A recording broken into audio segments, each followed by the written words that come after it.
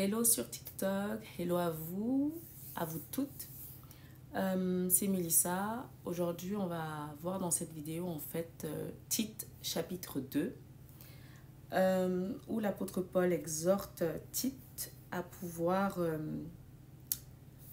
comment on peut dire, enseigner la saine doctrine, dans laquelle en fait il recommande des instructions pour les vieillards, mais aussi pour les femmes âgées, afin qu'elles puissent donner de bonnes instructions aux jeunes femmes. Ces femmes âgées, tout d'abord, doivent avoir un extérieur convenable à la sainteté. Elles ne doivent pas être médisantes, sujettes au vin.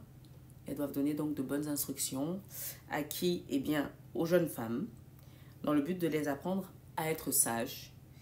Et il y a plusieurs points, justement, qui, on peut dire, parcourent cette sagesse, mais on ne va pas tous les voir. Aujourd'hui, on va regarder ensemble, on va voir ensemble 3 points principaux.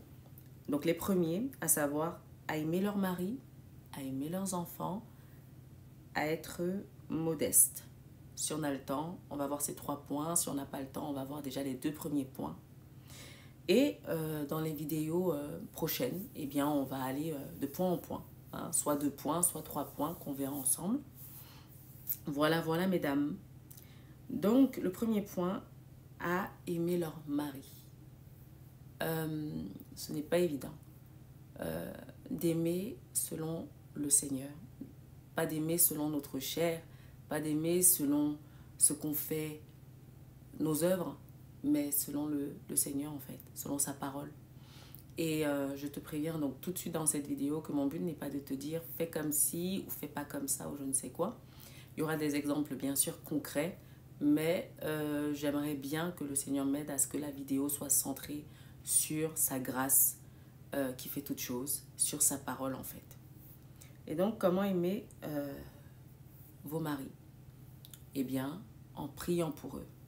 Première des choses, que le Seigneur vous aide à avoir un cœur de prière et de persévérance dans la prière.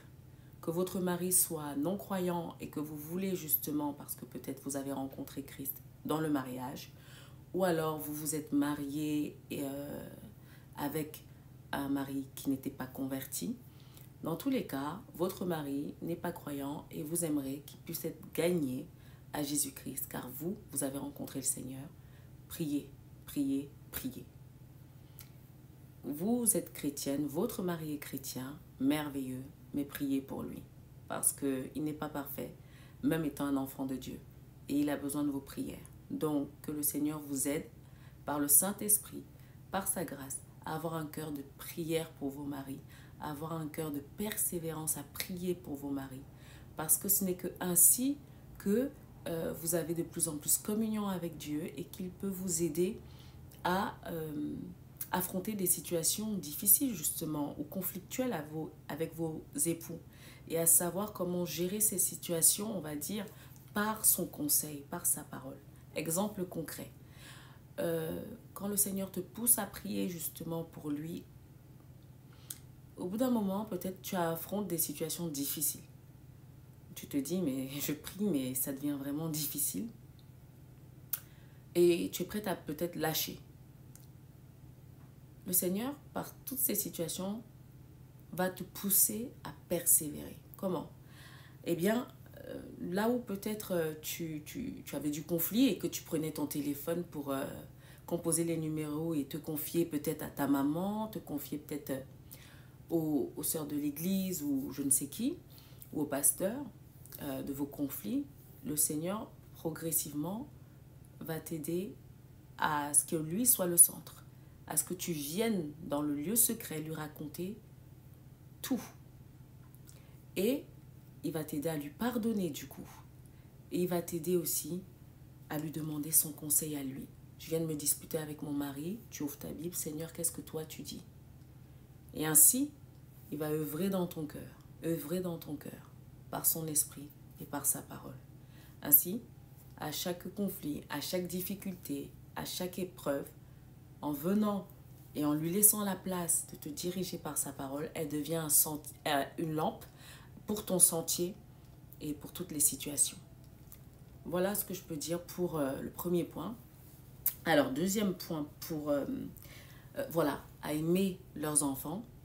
Eh bien, il va te pousser aussi le Seigneur, par sa grâce, à prier pour tes enfants avec persévérance.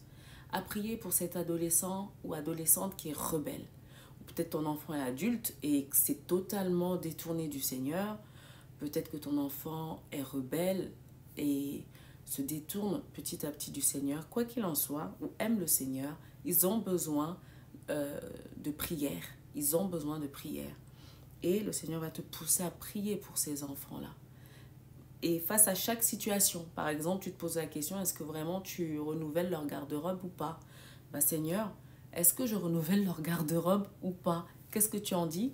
Et tu viens et puis tu prends le conseil de sa parole, tu vas ouvrir ta Bible. Voilà, qu'est-ce que tu me dis concrètement? Est-ce que je leur achète de nouveaux vêtements ou c'est pas du tout la peine? Il va te répondre. Il va te répondre pour les situations concrètes.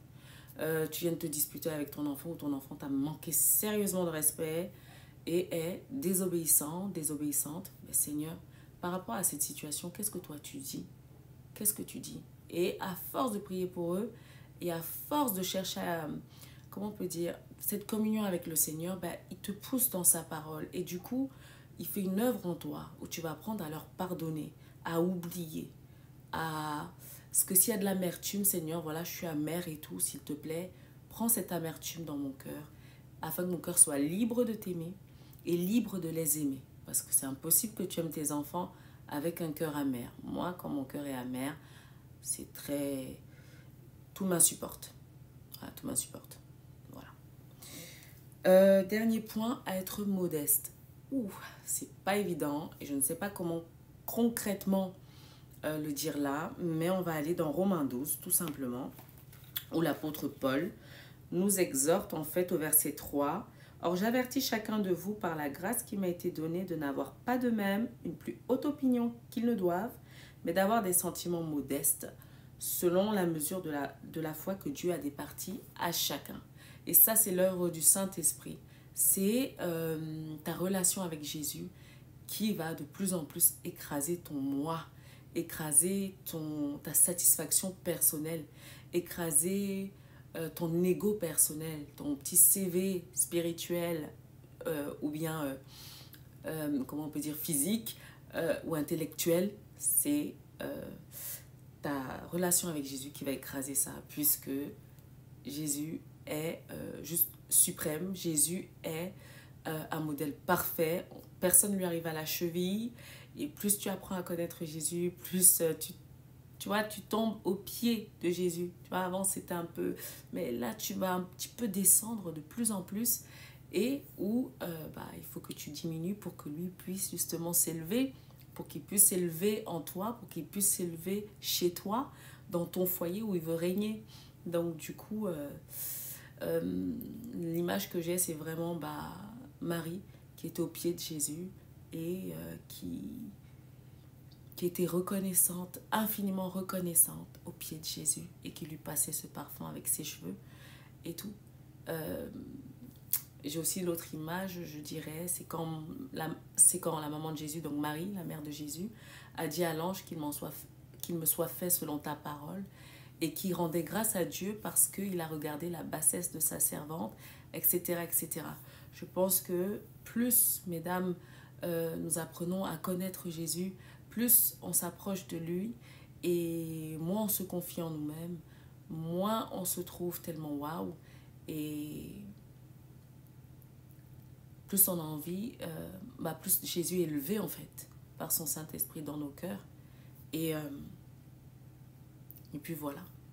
Donc la prochaine fois on verra ensemble les points suivants, à savoir chaste, à demeurer dans leur maison et si on peut à être bonne. Ça on verra ensemble la prochaine fois. Je vous embrasse et je vous dis à la prochaine vidéo. Bye. Que Dieu vous bénisse.